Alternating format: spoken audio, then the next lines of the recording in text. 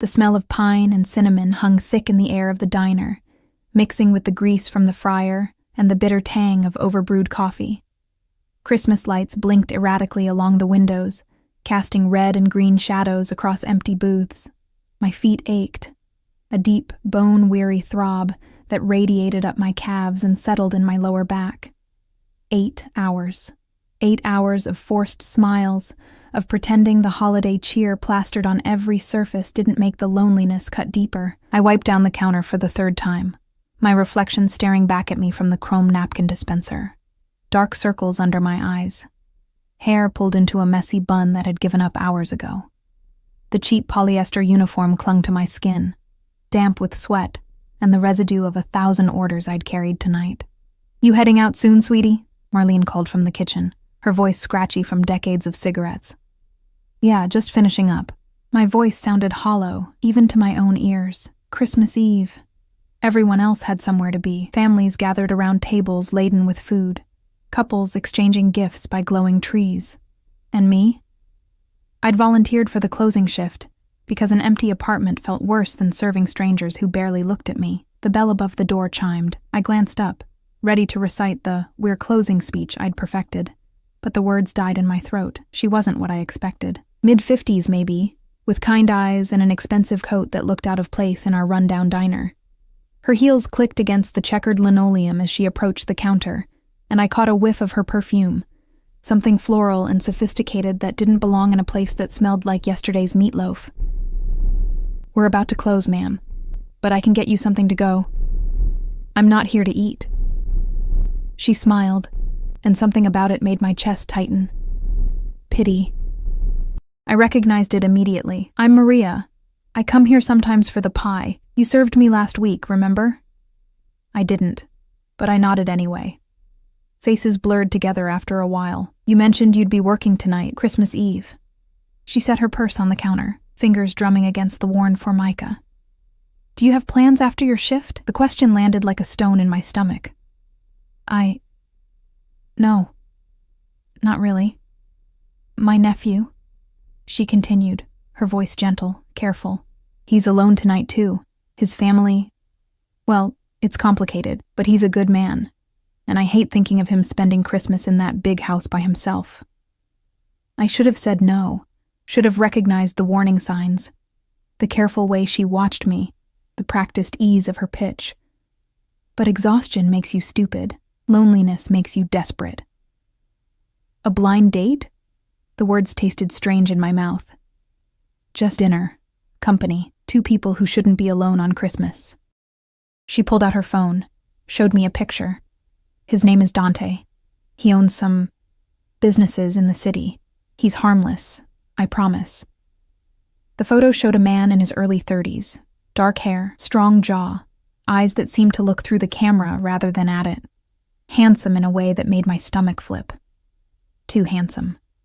Men who looked like that didn't need blind dates arranged by their aunts. "I don't know. Please." Maria's hand covered mine, warm and soft. "Just a few hours. You'd be doing me a favor. I worry about him." The fluorescent lights buzzed overhead. Through the window, I could see snow beginning to fall, fat flakes that would probably turn to slush by morning. My apartment waited. Cold, dark, silent, except for the neighbor's TV bleeding through the thin walls. "Okay," I heard myself say. "Just dinner." Maria's smile brightened. She pulled out a card, pressed it into my palm, an address in the North End, embossed in gold. 9 o'clock. "Wear something nice. And, honey," she squeezed my hand. "Thank you. You have no idea what this means." I stood outside my apartment building 2 hours later, my breath forming clouds in the frigid air. The dress I'd found in the back of my closet, a simple black number I'd bought for a job interview that never pandereered out, felt inadequate. Everything felt inadequate. My coat had a missing button, my heels were scuffed. I'd done what I could with makeup, but I still looked like exactly what I was, a waitress playing dress-up. The car that pulled up made my heart stutter. Black. Sleek. The kind of vehicle that cost more than I'd make in 5 years. It glided to the curb like a predator, silent and precise. The windows were tinted so dark I couldn't see inside. A man emerged from the driver's side. Tall, broad-shouldered, wearing a suit that probably cost more than my rent. He didn't smile as he approached, didn't speak. Just opened the rear door and stood waiting, his eyes scanning the street with mechanical efficiency. "Miss Hayes?" His voice carried an accent I couldn't place. "Mr. Dante is expecting you." This was wrong. Everything about this screamed wrong. But I found myself moving toward the car, my feet carrying me forward even as my brain shouted warnings. The interior smelled like leather and something else. Expensive cologne, maybe, or just the scent of money. The door closed behind me with a heavy thunk that sounded too much like a cell door locking. The drive took 20 minutes, but it felt like hours. We left my neighborhood, the check-cashing places, the convenience stores with barred windows, the graffitied walls, and entered a different world, brownstones with wreaths on the doors. Streets lined with cars that gleamed under the streetlights, people walking dogs, carrying shopping bags, living lives I'd only seen in movies. The driver didn't speak, didn't even glance at me in the rearview mirror. Just drove with the focused intensity of someone who'd done this route 1,000 times. We pulled up to a building that made my throat dry. Not a restaurant. A home. 5 stories of brick and stone, windows glowing with warm light, a door that looked like it belonged in a castle. 2 men stood outside, hands clasped in front of them, earpieces visible even from the car. Security. "This isn't a restaurant," I said, my voice cracking. The driver finally looked at me, his expression unreadable. "Mr. Dante prefers privacy. He's waiting inside." Every instinct screamed at me to run, to throw open the door and sprint back to my tiny apartment, my empty refrigerator, my lonely Christmas. But then, the building's door opened, and Maria appeared, waving, her smile bright and encouraging. "Come on, sweetie. You're just in time." My legs felt like lead as I stepped out of the car. The cold bit through my thin coat, but I barely felt it. The men at the door watched me approach, their eyes tracking my every movement. One of them spoke into his wrist, too quiet for me to hear. Maria took my arm, guiding me inside. "He's a little nervous," she whispered, as if sharing a secret. "It's been a long time since he's done anything like this." The interior was worse than the exterior. No, not worse. Better, terrifyingly better. Marble floors. A chandelier that probably cost more than my car, if I'd had a car. Art on the walls that looked real, original, the kind you saw in museums. A curved staircase that led to floors I couldn't see, and the smell. Not pine and cinnamon like the diner. Cedar and smoke, expensive leather. And underneath it all, something darker. Danger wrapped in luxury. "He's in the dining room," Maria said. But she'd already released my arm, already stepped back, her job done. I walked down the hall alone, my heels clicking against marble. Each step echoed, announcing my presence, my intrusion into a world I didn't belong in. Through open doorways, I glimpsed rooms furnished like movie sets, a library with floor-to-ceiling books, a sitting room with furniture that looked antique, valuable. The dining room took my breath away. A table long enough to seat 20, but set for 2. Candles everywhere, their flames dancing in the draft from my entrance. A tree in the corner, decorated with ornaments that caught the light and threw it back in 1,000 directions. And standing by the window, his back to me, a figure that made everything else in the room disappear. He was taller than I'd expected from the photo. Broader. The suit he wore fit like it had been made for him. Because of course it had, emphasizing shoulders that looked capable of carrying weight I couldn't imagine. Dark hair, slightly too long, curling at the collar, hands clasped behind his back, one thumb rubbing against his palm in a gesture that seemed almost nervous. "Miss Hayes." His voice rolled through the room like distant thunder, deep and measured. He didn't turn around. "Thank you for coming." I should have said something. Should have responded with the polite pleasantries you exchange when meeting someone new. But my throat had closed, my tongue thick and useless in my mouth. He turned. The photo hadn't done him justice. Couldn't have captured the way his presence filled the space, making the enormous room feel suddenly intimate. Dark eyes that fixed on me with an intensity that made my skin prickle. A face that was handsome, yes, but hard. All sharp angles and shadows, the kind of face that had seen things, done things, a thin scar cut through his left eyebrow. Barely visible, but there if you looked. And he was looking at me. Really looking. In a way that made me feel stripped bare. Every inadequacy exposed. You're cold. It wasn't a question. He moved toward me, and I noticed how controlled his movements were. Deliberate. As if he had to consciously moderate his strength. "Let me take your coat."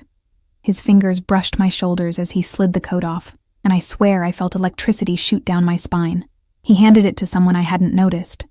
Another man in a suit, materializing from the shadows and disappearing just as quickly. "Please, sit," he gestured to the table, pulling out a chair himself. The gentleman's gesture felt strange coming from someone who radiated such raw power. I sat because my legs wouldn't hold me anymore.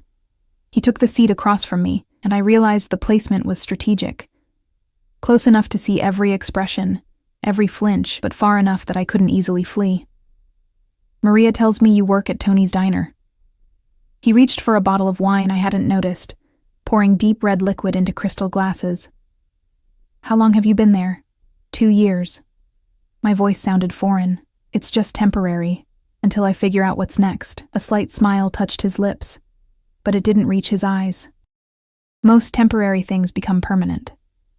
We tell ourselves we're just passing through, but one day we look up and realize we've built a life in the interim.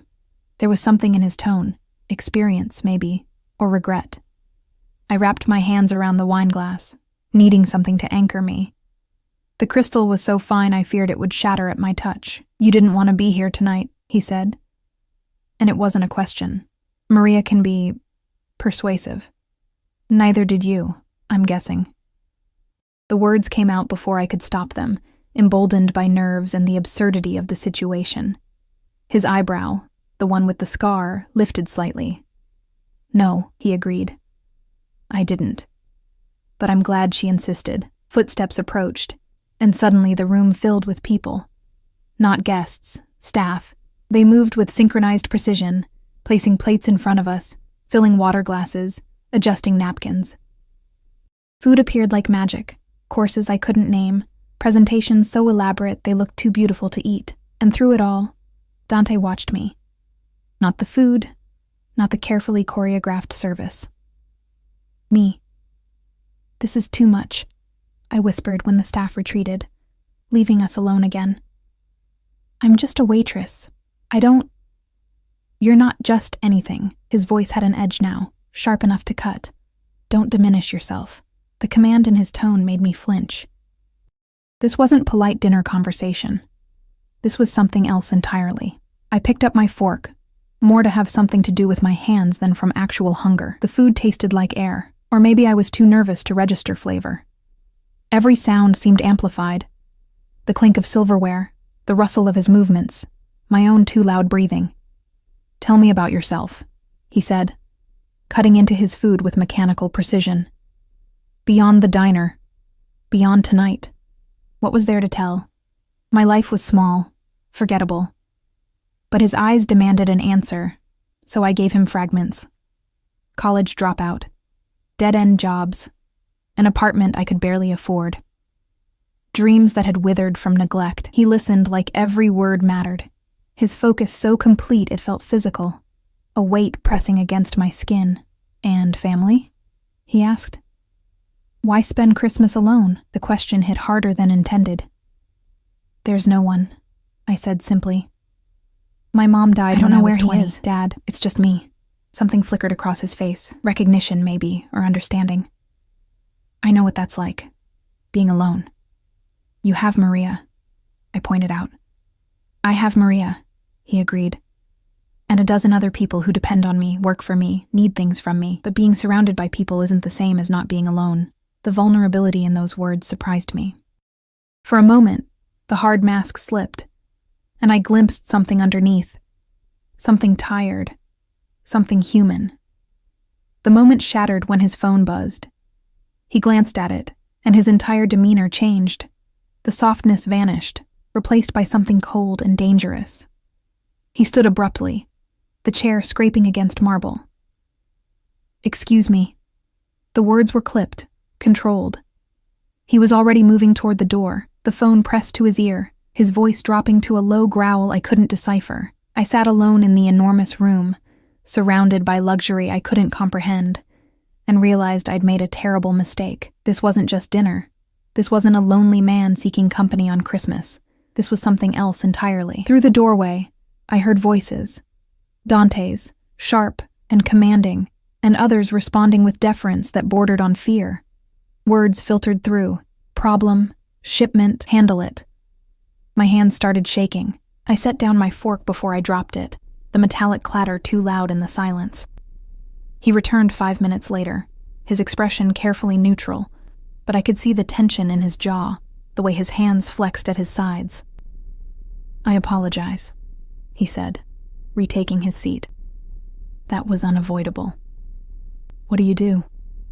The question came out before I could stop it. "Maria said you own businesses, but..." "But?" He picked up his wine glass, studying me over the rim. "But this doesn't feel like a businessman's house." The truth tumbled out, reckless and dangerous. "This feels like a fortress." His smile was razor sharp. "Perhaps I have enemies. What kind of businessman has enemies like this?" I gestured vaguely at the room, at the security I'd noticed, at the phone call that had transformed him into someone terrifying. He set down his glass with deliberate care. "The kind who deals in things people want but aren't supposed to have. The kind who solves problems others can't. The kind your mother warned you about." He leaned forward, and I could smell his cologne now, cedar and something darker, intoxicating and terrifying. "The kind you should run from, Miss Hayes." My heart hammered against my ribs. "Are you warning me or threatening me? I'm being honest." His eyes held mine, and I couldn't look away. "You walked into something tonight you don't understand. My aunt thought she was doing us both a favor, but she put you in a position neither of us asked for. Then let me leave." I pushed back from the table, my legs unsteady. He moved faster than I expected, circling the table in 3 long strides, not touching me, but close enough that I could feel the heat radiating from his body. "I should," he said quietly, dangerously. "I should have my driver take you home right now. But I don't want to." "What do you want?" The question trembled between us. His hand lifted, hovering near my face, not quite touching, "Something I have no right to." The air between us crackled with tension. I should have been terrified, should have run screaming from this house. This man, this dangerous Christmas Eve that had spiraled into something I couldn't control. But I didn't move. His phone buzzed again, shattering the moment. This time, anger flashed across his face, raw, barely contained. He looked at the screen, and whatever he saw there made his expression darken. "I need to handle something," he said, his voice tight. "It can't wait. But don't leave. Please." The last word sounded like it cost him something to say. He was gone before I could respond. His footsteps echoing down the hall, followed by other footsteps, other voices. The house suddenly felt alive with activity I couldn't see, movement in the shadows, doors opening and closing. I stood alone in the dining room, surrounded by half-eaten food and guttering candles, and realized I'd somehow stumbled into a world that operated by rules I didn't understand. A world where a simple Christmas dinner was never simple. A world where the handsome man with the sad eyes and dangerous smile wasn't what his aunt pretended he was. And the most terrifying part, even knowing that, even sensing the danger that clung to him like smoke, I couldn't make myself leave. I should have called a cab, should have walked out the front door and never looked back. Instead, I found myself wandering through the first floor of Dante's house like a ghost, drawn by curiosity and something deeper I didn't want to name. The library called to me, floor-to-ceiling shelves packed with leather-bound volumes that looked actually read, not just decorative. I ran my fingers along the spines, feeling the embossed titles under my fingertips. Dante in Italian, Machiavelli, Sun Tzu's Art of War, books about strategy, power, survival. He reads them all. Maria's voice made me jump. She stood in the doorway, her kind eyes now carrying something else. Assessment, maybe, or concern. Every night before bed, says it helps him think. Maria, what does he really do? I turned to face her, needing answers. Please don't lie to me. She moved into the room, her heels silent on the Persian rug. For a long moment, she studied me, weighing something internal. He protects people, she finally said, in his own way. The family business. It's complicated. Old world, new world, traditions that don't fit in normal conversation. The Mafia. The word tasted foreign in my mouth, like something from movies, not real life. She didn't deny it, didn't confirm it either, just looked at me with those sad, knowing eyes. He's not what you think. Yes, he's dangerous. Yes, he's done things that would horrify you. But he's also the only person who showed up when my daughter was dying, who paid every hospital bill, who held my hand at her funeral when everyone else had somewhere more important to be. Her voice cracked. He's the boy I helped raise after his parents were killed, the man who remembers every birthday, every anniversary. The nephew who shouldn't be alone on Christmas because he's already alone every other day of his life. Footsteps approached, heavy, multiple sets. Dante appeared with 2 men flanking him, their faces grim. He stopped when he saw me, something flickering across his expression. I thought you'd left, he said quietly. I should have, but you didn't. He dismissed the men with a subtle gesture, and they disappeared instantly, well-trained shadows. Maria excused herself too, leaving us alone in the library filled with books about war and strategy. Dante moved to the window, staring out at the snow that had begun to fall harder. There was an incident tonight. One of my warehouses. Nothing you need to worry about. A warehouse for what? I moved closer, drawn despite every self-preservation instinct screaming at me to maintain distance. He turned, and the look in his eyes made my breath catch. Raw. Unguarded. Things that would make you see me differently. Things I can't take back or apologize for because they're who I am. He took a step toward me. I'm trying to decide if I want you to know the truth or if I'd rather you kept the illusion for just a little longer. I already know. My voice was steadier than I felt. You're involved in something illegal, something dangerous. That's why you have armed guards and bulletproof cars and a house that looks like a fortress. And you're still here. It wasn't a question, but wonder colored his tone. Why? I didn't have an answer. Or maybe I did, and it was too pathetic to speak aloud. That loneliness made you stupid, that the way he looked at me made me feel seen for the first time in years. That danger wrapped in expensive suits was still preferable to another empty Christmas alone. His phone buzzed again. He silenced it without looking. They can wait. Can they? I challenged. You run an empire, Dante. I'm just a waitress who said yes to a blind date. We both know how this ends. He moved fast, closing the distance between us until I could count the flecks of gold in his dark eyes. How does it end, Maya? My name and his voice sounded like a prayer and a curse. Tell me. Because I'm trying to figure out why meeting you feels like the first real thing that's happened to me in a decade. His hand lifted to my face, and this time he made contact, fingers tracing my jawline with devastating gentleness. The touch sent electricity racing down my spine, pooling low in my belly. I should have pulled away, should have remembered who he was, what he was. Instead, I leaned into his palm, and his eyes darkened. This is a mistake, he murmured. But his thumb was brushing across my lower lip now, and I couldn't breathe, couldn't think. Probably, I whispered. He kissed me. Not gently. There was nothing gentle about Dante. It was possession and desperation, his hand tangling in my hair, the other gripping my waist like he was afraid I'd disappear. I melted into him, my hands fisting in his shirt, feeling the hard muscles beneath expensive fabric. When he pulled back, we were both breathing hard. His forehead rested against mine, and I felt him trembling. This powerful, dangerous man trembling from one kiss.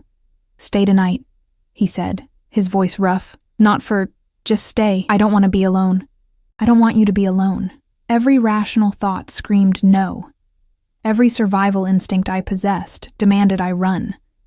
But something in his voice, that raw vulnerability he was trying so hard to hide, made me nod. Okay. He gave me a room on the 3rd floor. a guest suite that was bigger than my entire apartment.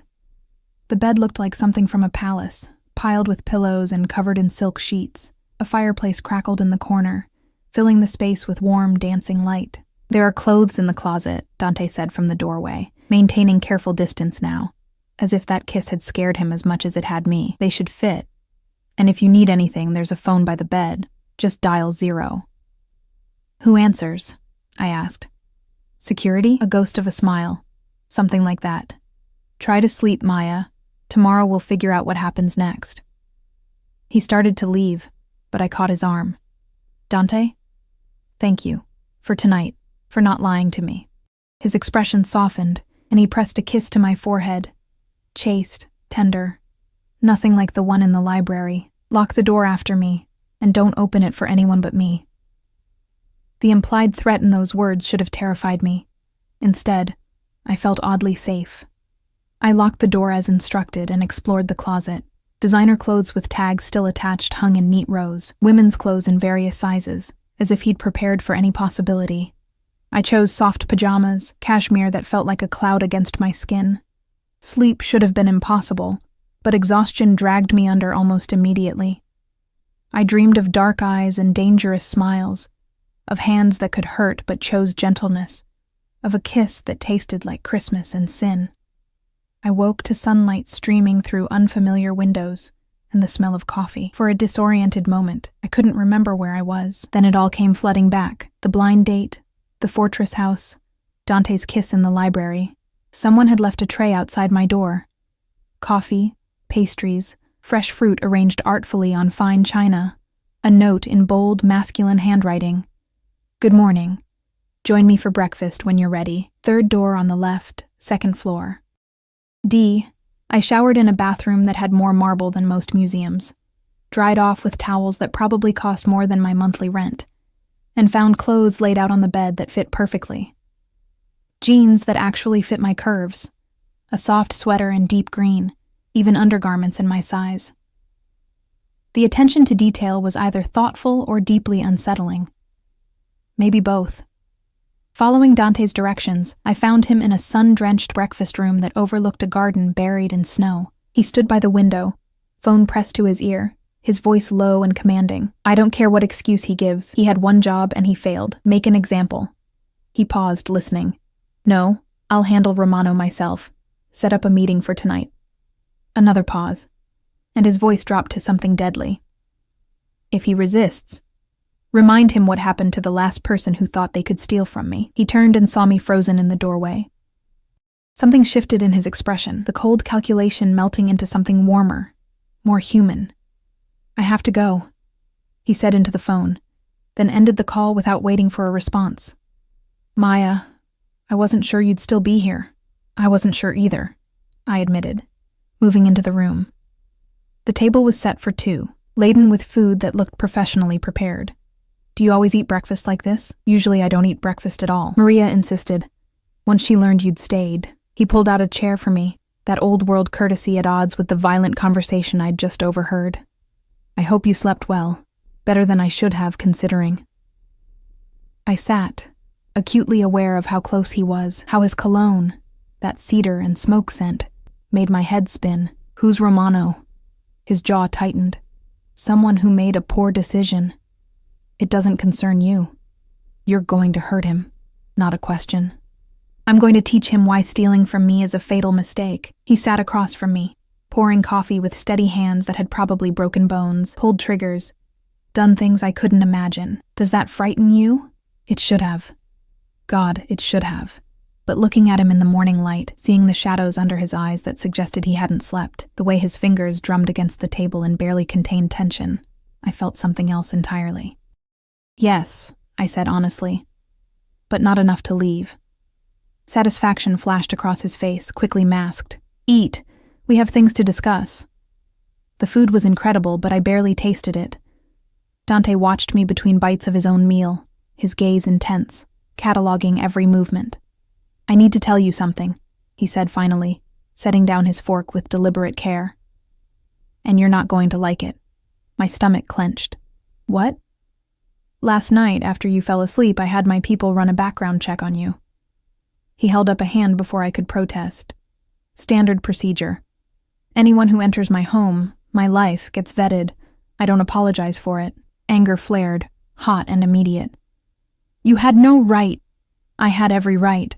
His voice cut through my protest, sharp as a blade. You're in my world now, Maya. Whether either of us planned it, that means I need to know everything about you. For your protection as much as mine. My protection? I laughed, bitter and sharp. From what? From my enemies. From people who would hurt you just to get to me. He leaned forward, and the intensity in his eyes pinned me in place. The moment you walked through my door, the moment we kissed, you became a target. Anyone who learns you matter to me will try to use you as leverage. The words should have sent me running. Instead, I heard something else buried beneath them. I matter to you. We just met. I know. He looked almost angry about it, frustrated by something he couldn't control. I know it's insane, but from the moment I turned around and saw you standing in my dining room, looking terrified and brave and so fucking beautiful it hurt. He stopped, jaw working. Something changed. Something I didn't plan for and don't know how to handle. My heart hammered against my ribs.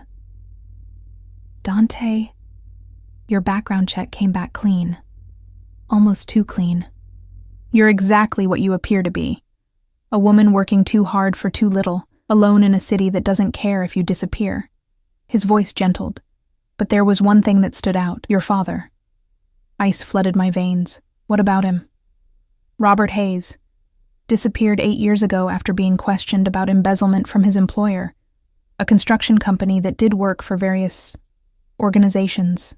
He paused, choosing his words carefully. Organizations connected to my family. The room tilted. What are you saying?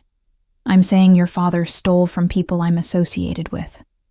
$500,000 that was supposed to go to certain projects. He vanished before anyone could recover the money.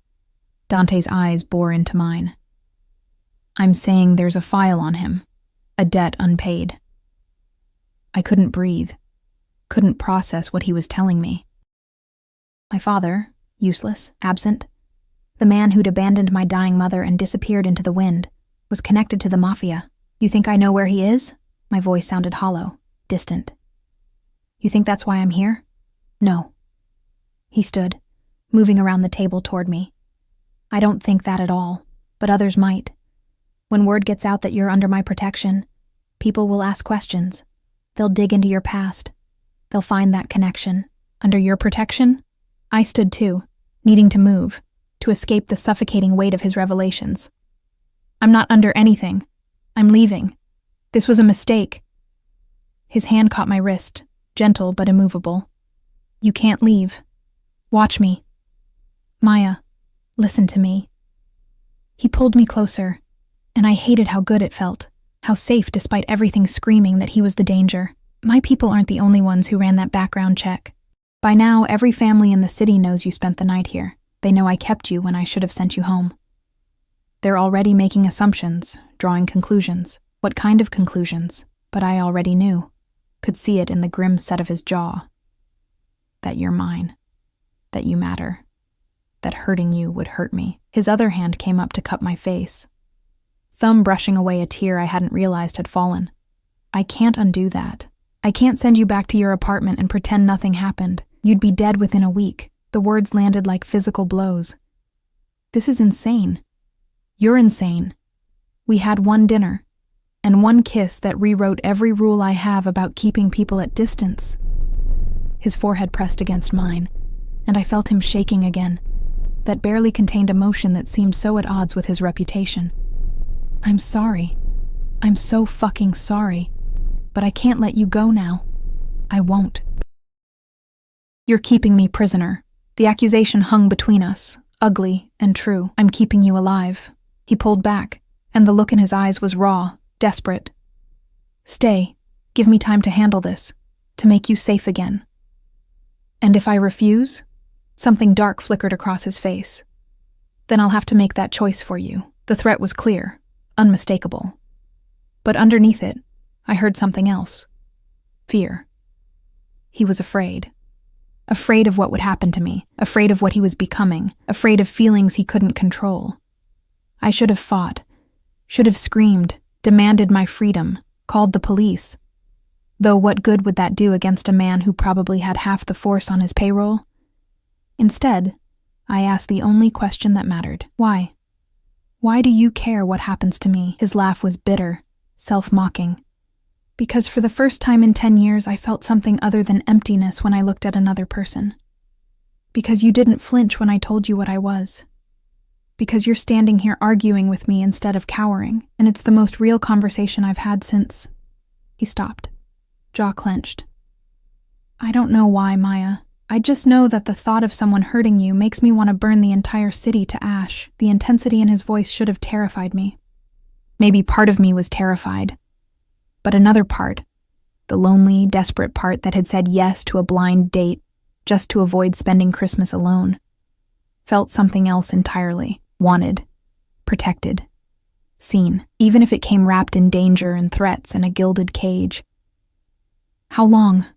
I asked quietly. How long do I have to stay? Relief flooded his features, so profound it almost hurt to witness. Until I make you safe, until everyone in this city knows that touching you means war. His hand slid down to lace his fingers through mine, and the gesture felt more intimate than any kiss. I have enemies, Maya, powerful ones who would love nothing more than to find my weakness and exploit it. But I also have resources. Influence, people who owe me favors. Give me time to use them. I looked around the breakfast room, at the luxury I'd never known, at the man holding my hand like I was something precious and breakable. What if I said I wanted to leave anyway? That I'd take my chances? His grip tightened fractionally. I'd stop you. Lock you in this house if I had to. Assign guards to watch your every move. His voice dropped to something almost pleading. But I'm hoping you won't make me. I'm hoping you'll choose to stay. To trust me. Trust. What a joke. Trust a man who ran a criminal empire, who'd just admitted to running background checks and making threats. Trust someone who kissed me like salvation and trapped me like prey. But as I looked into his eyes, I saw something that made the choice easier. He was as trapped as I was, caught in a situation neither of us had planned, feeling things that terrified us both, unable to walk away even though we should. I'll stay, I said finally, and watched relief and something darker, possession maybe, flash across his face. But I want answers. I want to know everything. What you do, who you are, what I'm really caught in. Agreed.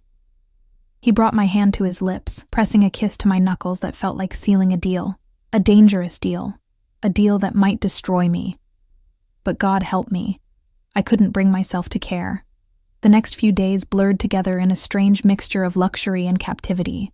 Dante kept his word about answers, though each revelation made me wish I'd stayed ignorant.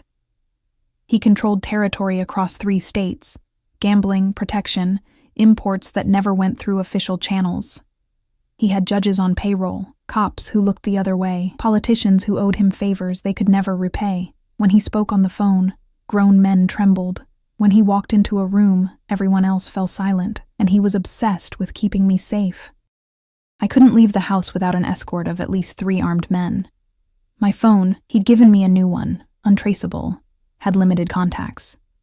Maria visited daily, bringing clothes that actually fit, telling me stories about Dante as a boy that didn't match the dangerous man I was coming to know. He was gentle once, she said on the 3rd day, hemming a dress in the sitting room while I pretended to read, before his parents died, before he had to become this. What happened to them? I'd been afraid to ask Dante directly, sensing the wound was still raw despite the years. Maria's hands stilled on the fabric. Betrayal. Someone they trusted. Dante was 19, supposed to be at university, building a different life. Instead, he came home to find them executed in their own bedroom. Her voice dropped. He hunted down every person involved. Took him 2 years, but he found them all. Made examples that people still whisper about. The image didn't match the man who read to me from his library at night, who made sure I ate even when I wasn't hungry, who looked at me like I was something precious he was terrified of breaking. But it was the same man. That was the terrifying part. On the 4th night, everything changed. Dante had been gone all day, handling what he vaguely termed business complications. I'd learned not to ask for details about his absences. The tight set of his jaw when he returned told me enough. But tonight, when he finally came home near midnight, something was different. He was covered in blood, not his own. I realized with dawning horror. His movements were too fluid, too controlled. But his white shirt was splattered with crimson, his knuckles split and raw, and there was a wildness in his eyes I hadn't seen before. "Don't look at me." His voice was rough, destroyed. He stood in the doorway of the library where I'd been waiting, frozen by the sight of him. "Not like this." "Please, Maya, don't." But I was already moving toward him, instinct overriding self-preservation. "What happened? Are you hurt?" "I'm not the one who's hurt." He backed away from my approach, but I followed, relentless. "Romano." He thought he could run, thought he could steal from me and disappear. His laugh was hollow, bitter. "They always think they can run." My hands reached for his shirt, and he caught my wrists, holding me at bay. "I killed him, Maya. Slowly. Made sure he understood the price of betrayal before I put a bullet in his head." His eyes searched mine, desperate, waiting for the horror and rejection he clearly expected. "This is what I am. This is what I do. So please, for the love of God, go upstairs and lock your door and stop looking at me like I'm something worth saving." I should have run. Should have been disgusted, terrified, revolted by the violence literally staining his clothes. Instead, I saw past the blood to the exhaustion beneath it, the weight he carried, the loneliness that mirrored my own. "Let me help you clean up," I said quietly. His grip on my wrists tightened. "You should hate me." "I know." I met his wild gaze steadily, but I don't. Something broke in him. He released my wrists and pulled me against his chest, heedless of the blood, his face buried in my hair. I felt him shaking, felt the careful control he always maintained crumbling. "I don't deserve you," he whispered against my temple. "Don't deserve this, but I'm too selfish to let you go." I wrapped my arms around him, feeling the hard muscles beneath ruined fabric, the heat of him, the desperate way he held me like I was the only thing keeping him human. "Then don't." He pulled back just enough to look at me, and the raw need in his eyes made my breath catch. "Maya." I kissed him, rose on my toes and pressed my lips to his, tasting copper and desperation and something darker. He responded instantly, his blood-stained hands tangling in my hair, his mouth claiming mine with bruising intensity. It wasn't gentle, wasn't soft or romantic. It was desperation and possession. Two lonely people finding something in each other they didn't know they needed. His hands mapped my body like he was memorizing every curve, every line, committing me to memory in case I disappeared. When we finally broke apart, both breathing hard, he rested his forehead against mine. "I need to shower. To get this off me. I'll wait." "No." His thumb traced my lower lip, and his voice dropped to something rough and wanting. "Come with me." Every rational thought fled. I let him lead me upstairs to his private suite, a room I hadn't been allowed to enter before. It was masculine, spare, dominated by a massive bed that looked barely used, and windows that overlooked the snow-covered garden. The bathroom was all dark marble and chrome. He turned on the shower, steam beginning to fill the space, then turned to me with an expression that was part question, part challenge. I answered by reaching for the hem of my sweater. His hands covered mine, stopping me. "Once we do this, there's no going back. You'll be mine in every way that matters, in every way my enemies will understand." His eyes burned into mine. "Are you sure?" "No." I wasn't sure about anything except that being away from him hurt more than being near him, that his darkness called to something in me I didn't want to examine too closely, that loneliness had teeth and his touch made them release their grip. "I'm sure." He undressed me slowly, reverently, like unwrapping something sacred. Each piece of clothing removed revealed more of me, made me more vulnerable. But the way he looked at me, like I was art, like I was everything, made the vulnerability feel less like weakness and more like power. When I was bare before him, he shed his own ruined clothes, and I finally saw the full extent of what he was. Scars mapped his body, bullet wounds, knife marks, Burns that spoke of violence survived. Each one told a story of survival, of battles won at terrible cost. "You're beautiful," I whispered and meant it. His laugh was self-deprecating. "I'm a monster." "You're both." I reached up to trace the scar that cut through his eyebrow, and I'm starting to think I need both. He pulled me into the shower, hot water cascading over us, washing away the blood and horror of his night. His hands were gentle now, washing my hair, tracing patterns on my skin that made me shiver despite the heat. I did the same for him, watching crimson water circle the drain, cleaning away evidence of violence until only the man remained. When we were clean, he pressed me against the marble wall, his body a line of heat against mine. "Tell me to stop." "No."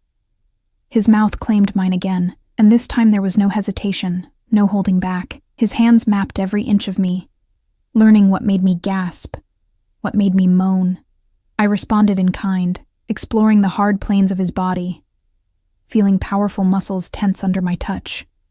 "Maya," he groaned against my throat, his control fracturing. Yes." I didn't need him to finish the sentence. I needed it too. Needed this connection, this proof that we were both still human, despite everything trying to make us otherwise. He lifted me effortlessly, my legs wrapping around his waist, and suddenly there was no space between us, no barriers, no pretense. Just raw need and desperate connection, and the feeling of finally being completely seen by another person. It wasn't gentle. Couldn't be, with all the emotion churning between us. But it was real. More real than anything I'd felt in years. His hands gripped my hips hard enough to bruise, claiming me, marking me as his. I returned the favor, nails raking down his back, pulling him closer, deeper, needing more. When we finally shattered together, his face buried in my neck, my name a prayer on his lips, I understood that I'd crossed a line I could never uncross. I was his now, in every way that mattered, and terrifyingly, I wanted to be. We ended up in his bed, tangled together under silk sheets, my head on his chest, listening to his heartbeat slowly return to normal. His fingers traced lazy patterns on my bare shoulder, and for the first time since I'd met him, he looked peaceful. "I've never brought anyone here before," he said quietly into the darkness. "Never let anyone into this room, into this bed." "Why me?" "Because you see the monster, and stay anyway. Because you don't want anything from me except honesty. Because when I'm with you, I remember what it felt like to be human." His arm tightened around me, "Because I'm falling for you, and it terrifies me more than any enemy I've ever faced." My heart hammered against my ribs. "Dante, I know it's fast. I know it's insane, but I've spent 10 years feeling nothing. And then you walked into my dining room looking terrified and beautiful, and everything changed." He tilted my chin up, forcing me to meet his eyes. "Tell me you feel it too. Tell me I'm not alone in this." I should have lied. Should have protected myself, maintained distance, remembered that this was temporary. But looking into his dark eyes, seeing the vulnerability he hid from everyone else, I couldn't. "You're not alone," I whispered. "I feel it too." His kiss was gentle this time, tender, sealing something between us that went beyond physical connection. When he pulled back, his expression had hardened with determination. "Then I'm going to fix this. I'm going to find your father, recover the money he stole, settle the debt, and then you'll be free. Not because I'm letting you go, but because you'll have a choice to stay or leave, knowing everything, with no threats hanging over your head." And if I choose to leave, I had to ask, even though the thought already hurt. His jaw clenched. "Then I'll let you. It will destroy me, but I'll let you go." His hand cupped my face, thumb brushing my cheekbone. "But I'm going to fight like hell to make you want to stay." Before I could respond, his phone buzzed on the nightstand. The third time in the past hour. He'd been ignoring it, but something about the insistent vibration made him tense. "I should check that," he muttered, reaching for it. His expression darkened as he read the screen. "Fuck, what is it?" "Your father."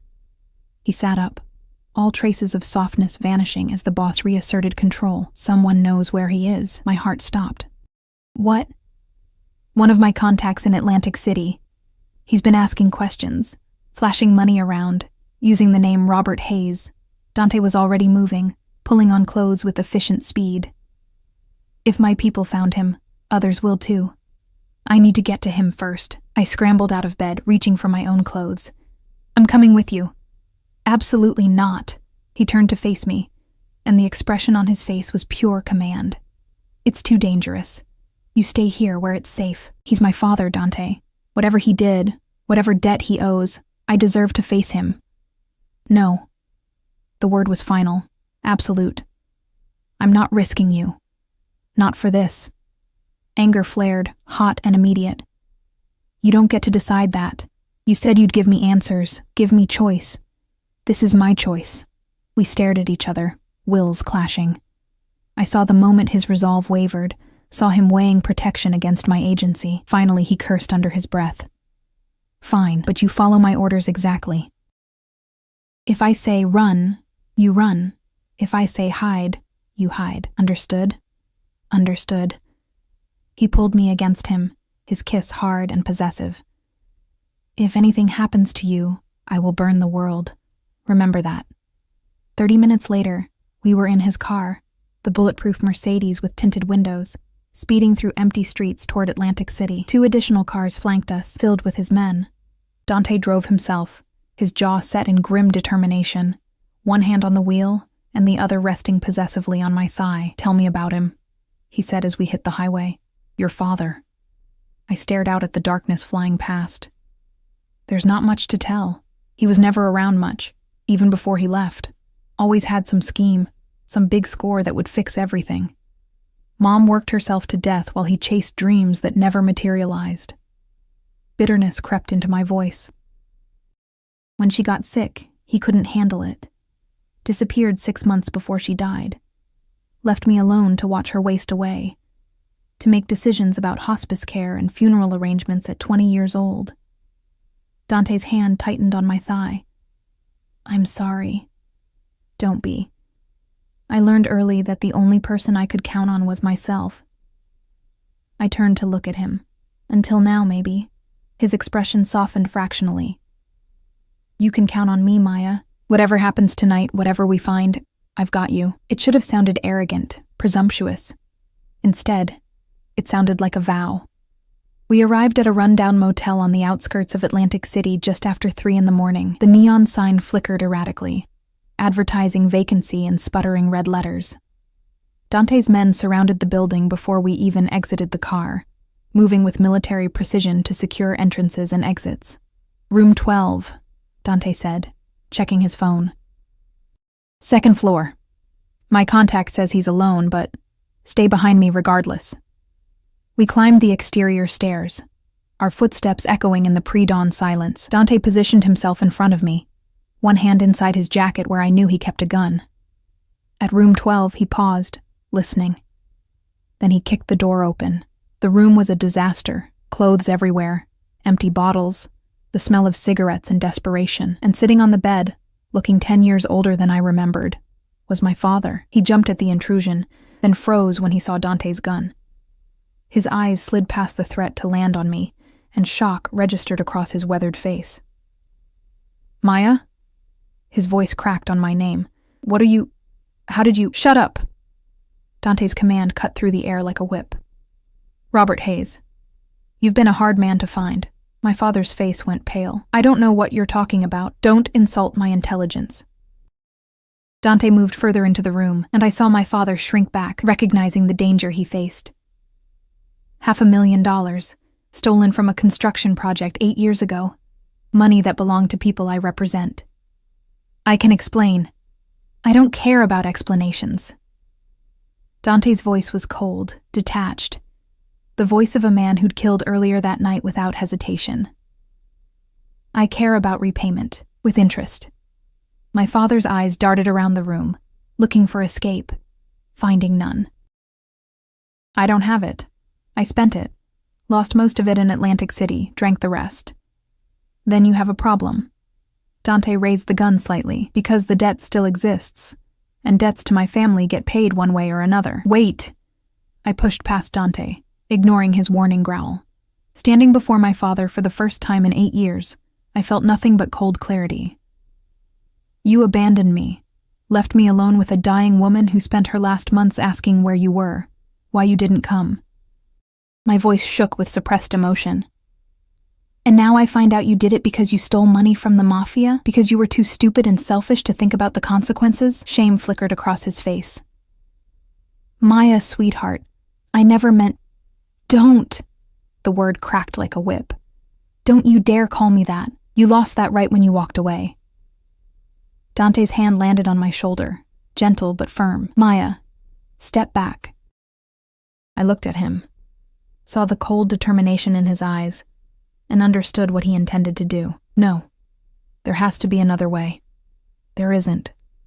His gaze never left my father. He stole. He ran. Those crimes have consequences. Then let me pay them. The words came out before I could think them through. The debt. It transfers to me, as his daughter. Let me work it off. Dante's expression shifted, something dark and possessive flashing across his features. Maya, how much? I turned back to my father, whose face had gone from pale to gray. How much with interest? $750,000, Dante said quietly, plus penalties for the inconvenience of tracking him down. An impossible sum. A lifetime's worth of wages from my diner job. But as I looked between my pathetic father and the dangerous man who'd somehow become my salvation, I knew what I had to do. I'll pay it, however long it takes. Whatever I have to do. I met Dante's eyes. Just let him walk away. For a long moment, silence hung thick in the dingy motel room. Then Dante lowered his gun, though his expression remained hard. Fine. The debt transfers. But he leaves the city tonight and never comes back. If I see him again, if he contacts you again, if he so much as breathes in your direction, the deal is void, and I finish what I came here to do. He looked at my father with pure contempt. Do you understand?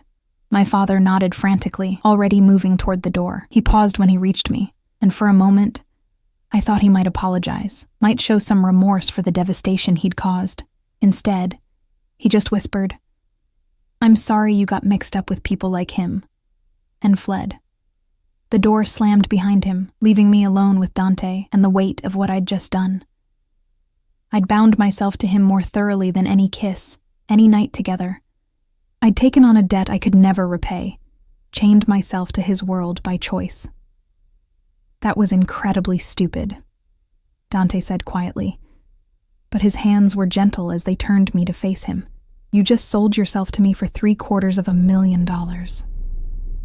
I know. I met his gaze steadily. But he's still my father, no matter how terrible. I couldn't watch you kill him. Something shifted in his expression. Respect, maybe. Or something deeper. You're too good for this world, Maya. Too good for me. Then I guess we're both stuck with less than we deserve. He kissed me there in that dingy motel room that smelled of cigarettes and desperation, and somehow it felt more binding than anything that had come before. When he pulled back, his eyes burned with intensity. The debt is real. I'll hold you to it. But not because I want your money. His thumb traced my jaw. Because now you can never leave. You're mine. Completely and irrevocably. And God help anyone who tries to take you from me. The possessiveness in his voice should have terrified me. Instead, I felt something else. Security, maybe, or the twisted comfort of knowing I was wanted so completely that a dangerous man would kill to keep me. Then I guess I'm yours, I whispered against his lips. His smile was dark, triumphant, and completely devastating. Yes, he agreed, you are. The weeks following Atlantic City blurred into a strange new reality. I didn't return to my apartment. Dante sent people to pack my things, to terminate my lease, to erase that old life like it had never existed. The diner called twice before giving up. My few acquaintances stopped trying to reach me when my old number went dead. I existed now solely in Dante's world, and the terrifying part was how quickly I adapted. He gave me an office in his house, a beautiful room overlooking the garden where I was supposed to work off my debt by managing legitimate aspects of his business empire, property records, investment portfolios, charitable foundations that laundered money so cleanly even the IRS couldn't trace it. I learned quickly that Dante's empire had two faces, the violent underworld everyone feared, and the respectable businessman everyone courted. "You're good at this," he said one afternoon, reviewing documents I'd organized. We were in his study, him behind the massive desk, me curled in the leather chair across from him.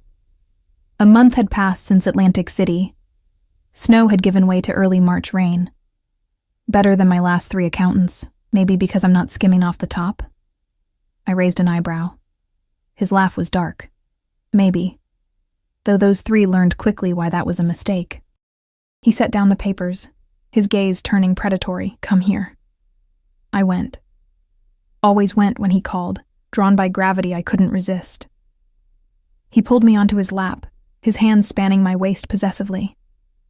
"I have a problem," he murmured against my throat, lips tracing patterns that made me shiver. "There's a meeting tonight. Heads of the 5 families. They want to meet you." I pulled back to look at him. "Why?" "Because rumors have spread. The untouchable Dante Vitale, who never takes a woman seriously, who built walls no one could breach, suddenly has someone living in his house, wearing his protection, carrying his heart." His expression darkened. "They'll want to assess if you're a weakness they can exploit."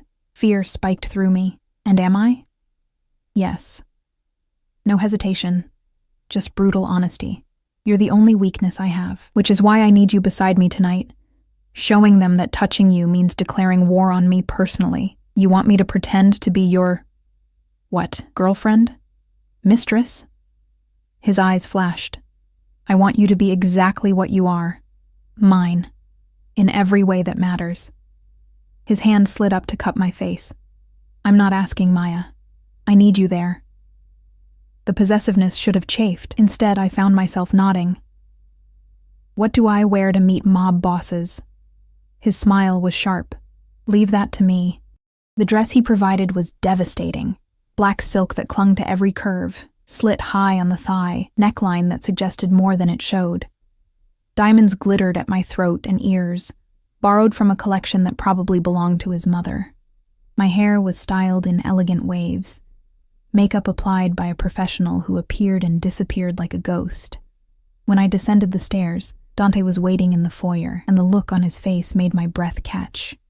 He wore a black suit that emphasized his dangerous elegance, his hair styled back, a watch that cost more than most cars glinting at his wrist. "Bellissima," he breathed, taking my hand and pulling me close.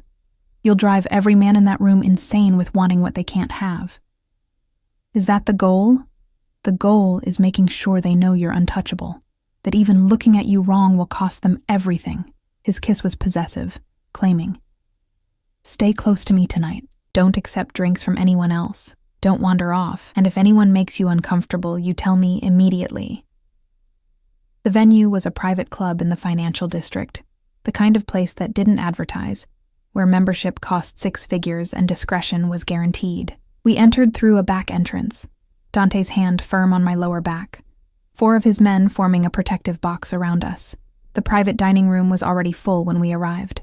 Men in expensive suits, women draped in designer clothes and bored expressions. Conversations died as we entered, all eyes turning to assess the newcomer. "Dante?" An older man approached, silver-haired and distinguished, his smile not reaching his eyes. "We were beginning to think you'd changed your mind." "Lorenzo." Dante's greeting was cool, professional. I wouldn't miss the opportunity to introduce Maya to the families. Lorenzo's gaze slid to me, appraising, calculating.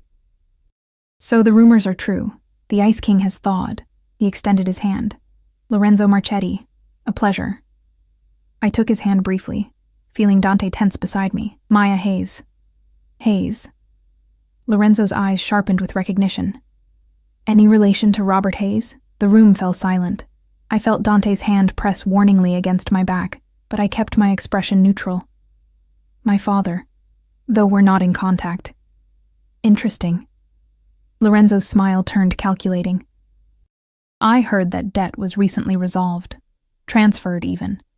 Very generous of you to assume responsibility for your father's mistakes." "The debt is settled," Dante cut in, his voice carrying a warning edge. "Maya works for me now, under my protection. I trust that's clear to everyone here."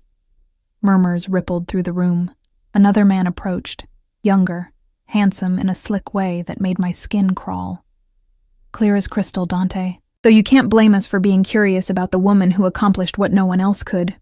Getting under your skin. Careful, Tony. Dante's voice dropped to something dangerous. You're walking a thin line. Tony raised his hands in mock surrender, but his eyes remained on me, assessing, hungry, just making conversation, no offense intended. We moved through the room, Dante introducing me to faces whose names I struggled to remember. Each interaction felt like navigating a minefield, subtext layered beneath polite conversation, threats wrapped in compliments, everyone gauging how to use this new information about Dante's weakness. Dinner was an elaborate affair, multiple courses, wine that probably cost more than my old monthly salary, conversation that danced around business while pretending to be social. I sat beside Dante, his hand possessively on my thigh under the table, his attention split between the discussions happening around us and monitoring every person who looked my way. You seem tense, I murmured during a lull in conversation. Because half the men in this room are imagining ways to use you against me, and the other half are just imagining you. His hand tightened on my leg. I'm trying very hard not to put bullets in people who are supposed to be my allies. Jealous? The word slipped out before I could stop it. His eyes locked on mine, burning with intensity. Possessive. There's a difference. Jealousy implies I'm worried about competition. Possessiveness means I know you're mine and I'll destroy anyone who forgets that. Heat pooled low in my belly at the raw claim in his voice. Dante, excuse me. A woman's voice cut through our moment. She was stunning. Late 20s, curves poured into a red dress, dark hair cascading down her back. I don't believe we've been introduced. I'm Sofia Romano. The name registered with sickening clarity. Romano. Like the man Dante had killed the night we first made love, Dante's entire body went rigid. Sofia. I didn't realize you'd be here. Where else would I be? Her smile was sharp as a knife. My father is dead. Someone had to represent the family interests. Her eyes slid to me, calculating and cold. You must be the famous Maya, the woman my father died for. I'm sorry for your loss, I managed, though the words felt inadequate. Are you? She leaned closer, and I caught the scent of her expensive perfume. My father made a mistake. He stole, and he paid the price. I understand how this world works. Her smile turned vicious, but I also understand revenge, and debts, and how very vulnerable you must feel, knowing that you're the reason Dante pulled the trigger. Sofia. Dante's voice was lethal. Walk away. Now. Or what? You'll kill me too? She laughed, bright and brittle. You can't, Dante. The families wouldn't allow it, which means I can say whatever I want to your little pet. She turned her attention back to me. How does it feel, knowing you're sleeping with your father's executioner? Knowing that the hands that touch you at night have killed dozens of people? Do you close your eyes and pretend he's someone safe? Someone normal? Dante moved to stand, but I caught his arm. Something in Sofia's eyes, pain beneath the venom, grief masquerading as anger, made me respond instead of retreating. Your father made choices that led to his death. I'm sorry you're suffering for them, but taking it out on me won't bring him back. I kept my voice steady, refusing to show fear, and yes, I know what Dante is, what he's done. But I also know he's more than just the violence, more than the reputation. How touching. Sofia's expression hardened. How long do you think that idealism will last? A month? A year? Eventually you'll see him for what he really is. A monster in an expensive suit, and when you try to leave, when you realize your mistake, you'll discover that monsters don't let their toys go. That's enough. Dante was on his feet now, his presence commanding enough that nearby conversations stopped. You've made your point.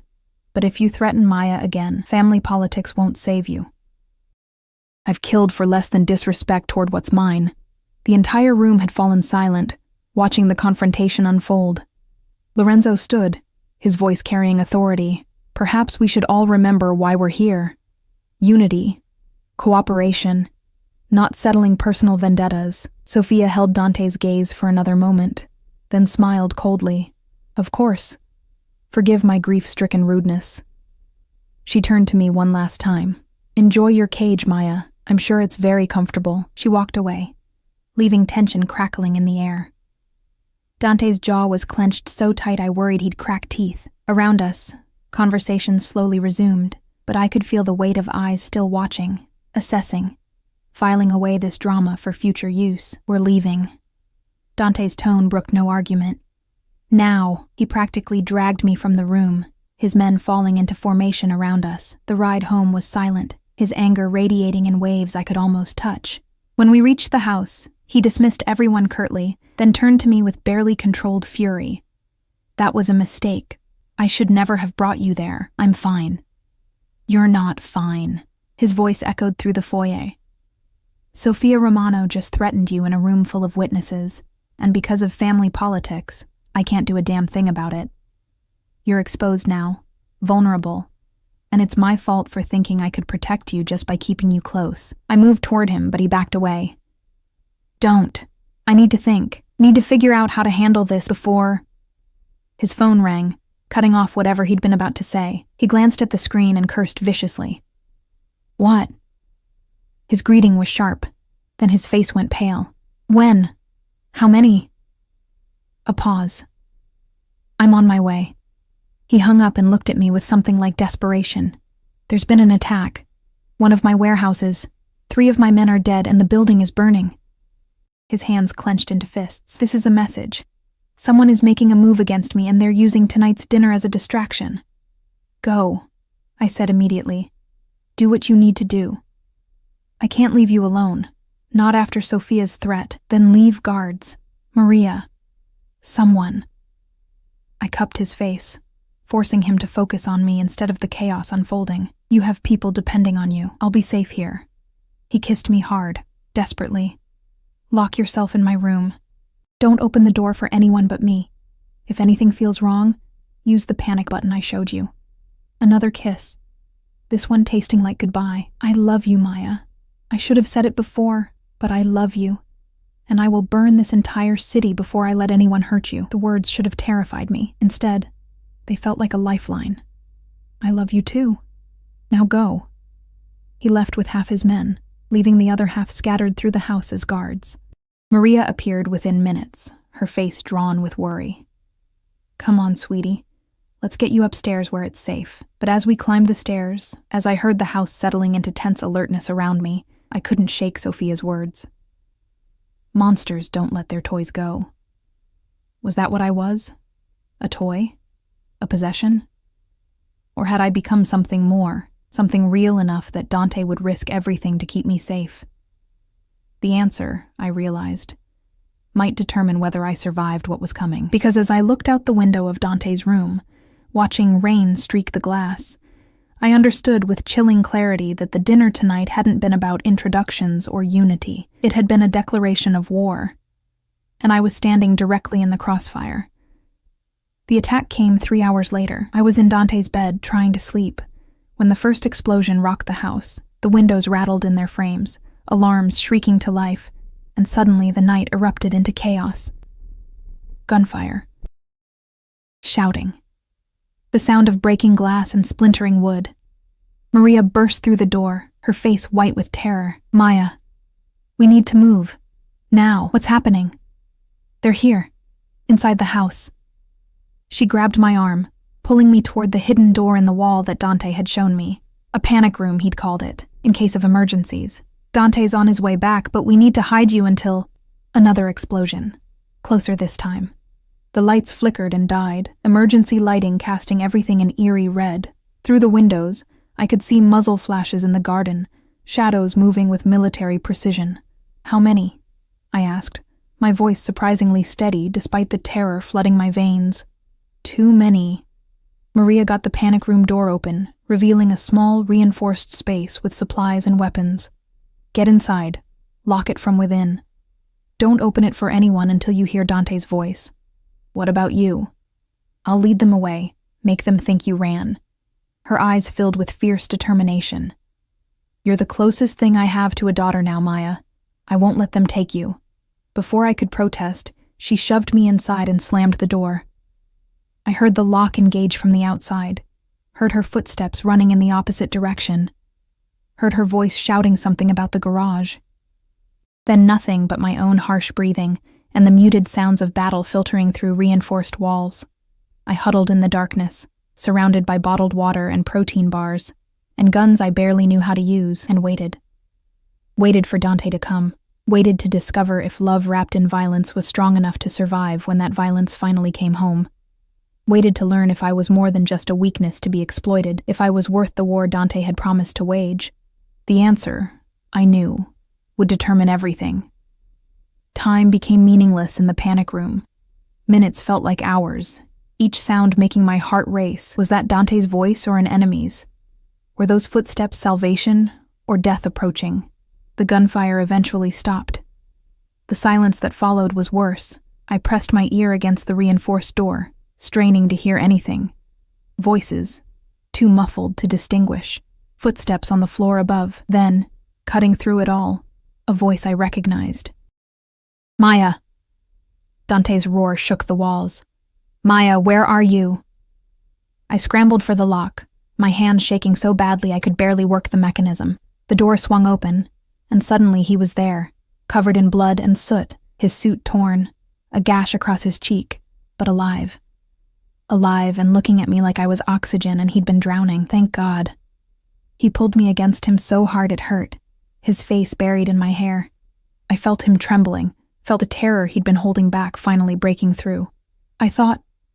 When I got here and saw the damage, I thought I'd lost you.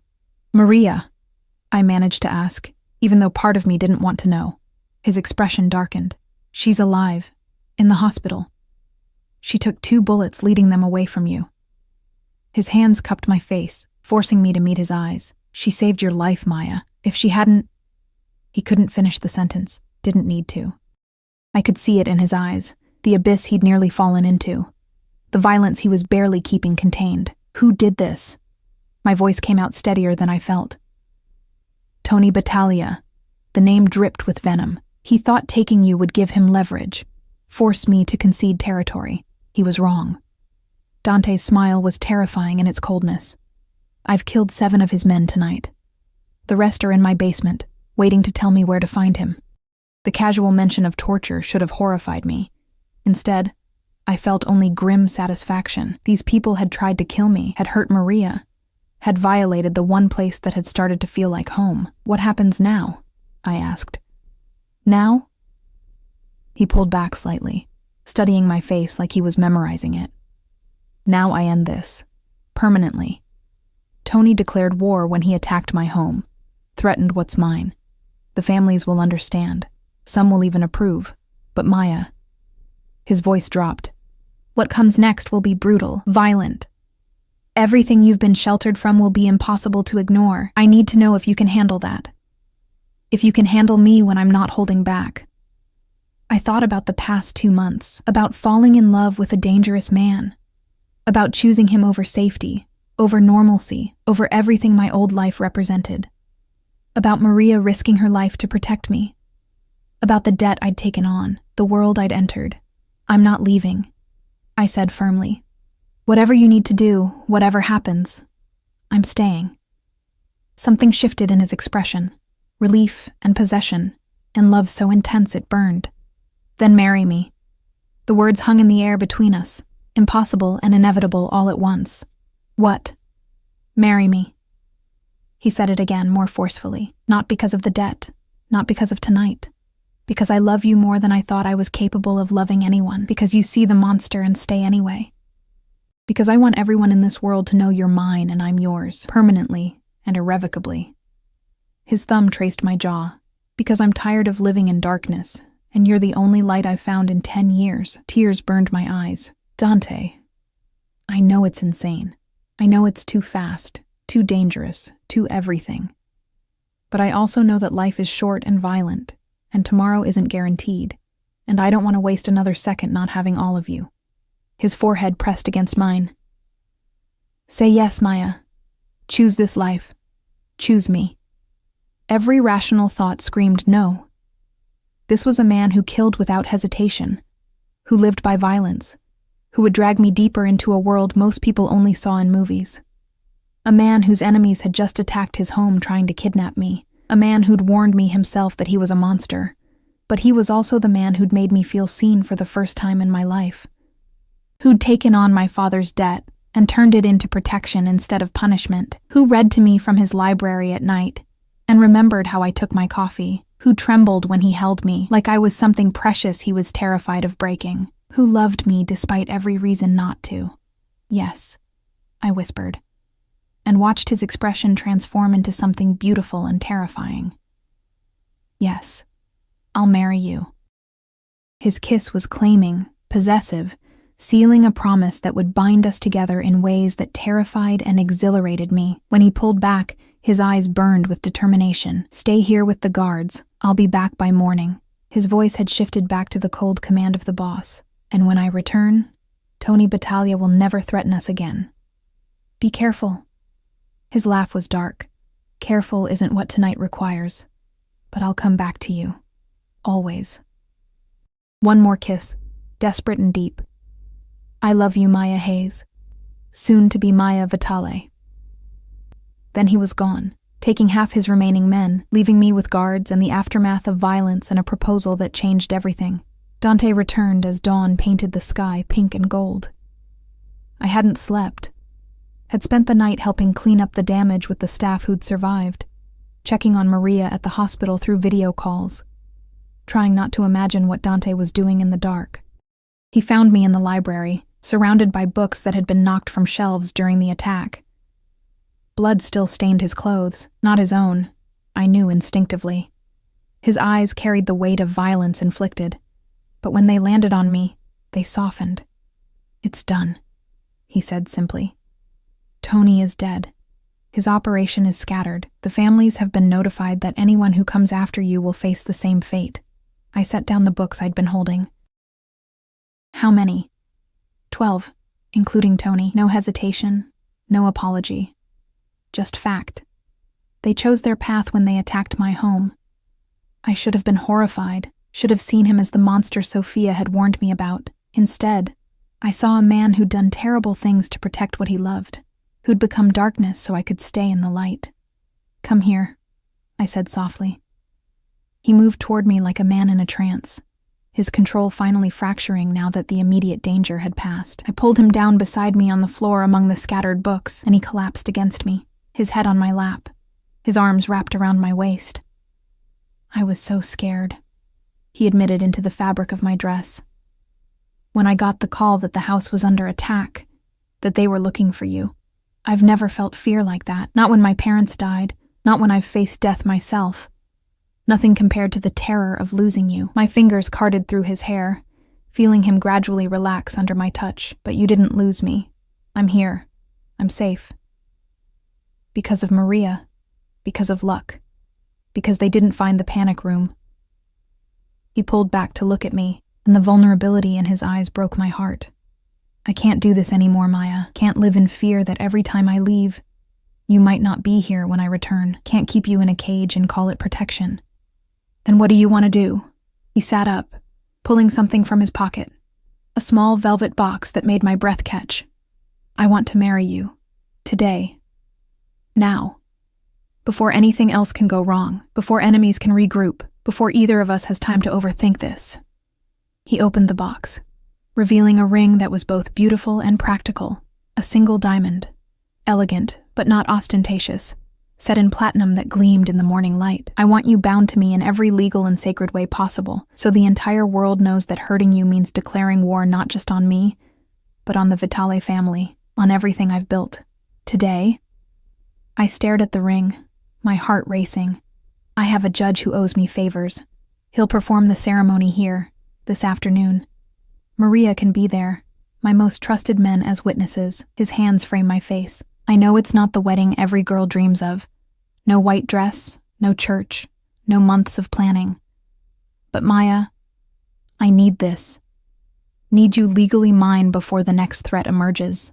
The practicality of it should have been romantic's death. Instead, it felt oddly perfect. No pretense, no performance. Just two people binding themselves together against a world that wanted to tear them apart. Okay, I said, watching his eyes widen with hope and disbelief. Let's get married today. By sunset, I was wearing a simple white dress Maria had somehow procured from her hospital bed, standing in Dante's library, the room where we'd first kissed, where I'd said yes to staying, where I'd fallen in love with a dangerous man who read philosophy and war strategy before bed. The judge was elderly, distinguished, clearly uncomfortable performing a ceremony in a house that still bore signs of last night's attack. But one look at Dante's face, and he began without protest. Maria watched from a wheelchair, bandaged but smiling through her pain. 6 of Dante's most trusted men stood as witnesses, their expressions solemn, understanding the significance of what was happening. And Dante, he stood before me in a fresh suit, the cuts on his face cleaned and bandaged, his eyes never leaving mine as the judge spoke words about love and commitment, until death do us part. When it came time for vows, Dante took my hands in his, and his voice carried the weight of every promise he'd ever made. Maya, I can't promise you a normal life, can't promise safety or peace or any of the things a good man would offer. But I can promise you this: I will love you with everything I am, dark and light. I will protect you with my last breath. I will choose you over empire, over reputation, over everything except your own happiness. His grip tightened. You walked into my life when I'd forgotten how to feel anything but emptiness, and you reminded me what it means to be human. You're my salvation and my damnation, and I will spend the rest of my life trying to deserve you. Tears streamed down my face as I found my own words. Dante, you've shown me what it means to be truly seen, to be chosen, to be loved so completely that everything else fades away. You're dangerous and violent and everything I should run from, but you're also gentle and broken and trying so hard to be more than your past. I squeezed his hands. I choose you, the darkness and the light, the monster and the man, all of it, forever. The judge cleared his throat awkwardly. Do you have rings? Dante produced the diamond ring from this morning, sliding it onto my finger with steady hands. Then, to my surprise, I felt a second ring, a simple platinum band that matched mine, pressed into my palm by Maria, for him.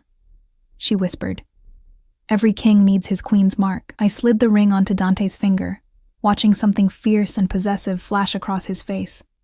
The judge pronounced us married, and Dante kissed me like he was sealing more than vows, like he was binding our souls together, consecrating our union in violence and love and desperate need. Mine, he murmured against my lips. Legally, officially, irrevocably mine. Yours, I agreed, and you're mine too. Don't forget that part. His smile was devastating. Never. The weeks that followed were a strange blend of honeymoon and consolidation of power. Dante took me to one of his properties upstate, a sprawling estate that felt more like a fortress, where we could be alone while he rebuilt operations in the city. We spent mornings in bed, afternoons walking the grounds, evenings by the fire where he taught me about his business, the real business. No more secrets or half-truths. I learned about territories and alliances, about the delicate balance between violence and diplomacy, about the weight he carried keeping an empire running. And at night, we made love like the world might end tomorrow. Like we were trying to prove to ourselves that this was real, that somehow we'd found each other in the darkness and chosen to stay. Maria recovered slowly, moving into the main house permanently. She became something between mother figure and advisor, helping me navigate the complexities of being married to a man everyone feared. My father, we never heard from him again. The debt was settled, paid in full the day I married Dante.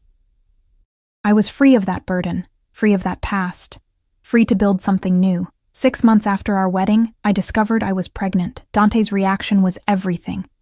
Terror and joy and fierce protectiveness, all warring across his face as I showed him the test. He pulled me against him, his hand spreading across my still flat stomach, and I felt him trembling. "A child," he whispered, awed and afraid. "Our child. Maya. I don't know how to be a father. My own was murdered when I was 19. I've spent a decade being the villain in everyone's story. How do I—" "You'll figure it out," I interrupted, covering his hand with mine. The same way I'm figuring out how to be married to a mob boss, the same way we figured out everything else. Together.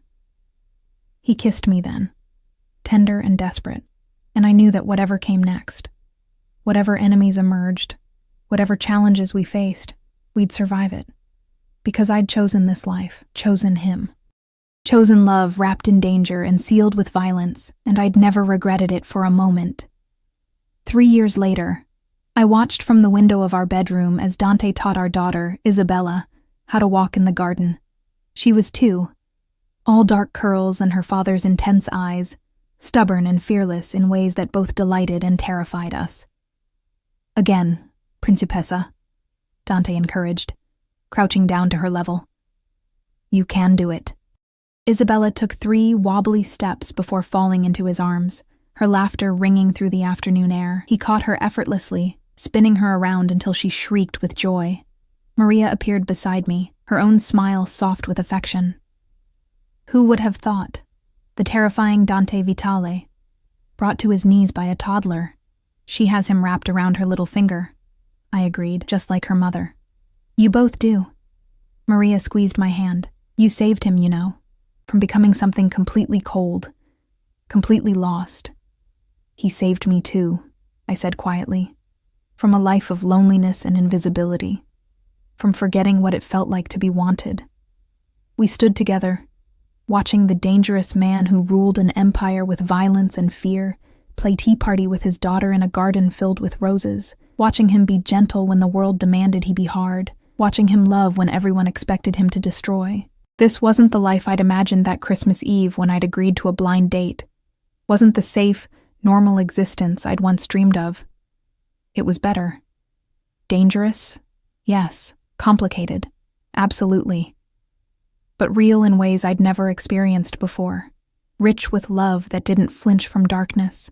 Full of moments like this, watching my husband, my daughter, my strange, violent, beautiful family existing in defiance of a world that said people like us shouldn't work. Dante looked up then, as if sensing my gaze. His eyes found mine through the window, and the smile he gave me was pure. No shadows, no weight, just genuine happiness. I love you, he mouthed. I love you too, I mouthed back. And in that moment, standing in a fortress built by blood and maintained by fear, surrounded by love I never expected to find, I knew I'd made the right choice. Every single terrifying, wonderful, impossible choice that had led me here. To him. To home. Epilogue. 5 years later, the Christmas lights blinked the same red and green as they had that night at the diner, a lifetime ago. But this time, they decorated a home filled with warmth and laughter instead of loneliness. Isabella, now 7, was teaching her little brother Marco, 3 years old and already showing signs of his father's intensity, how to hang ornaments on the massive tree in the living room. Maria supervised, her hair more silver now, her movements slower, but her eyes still sharp and loving.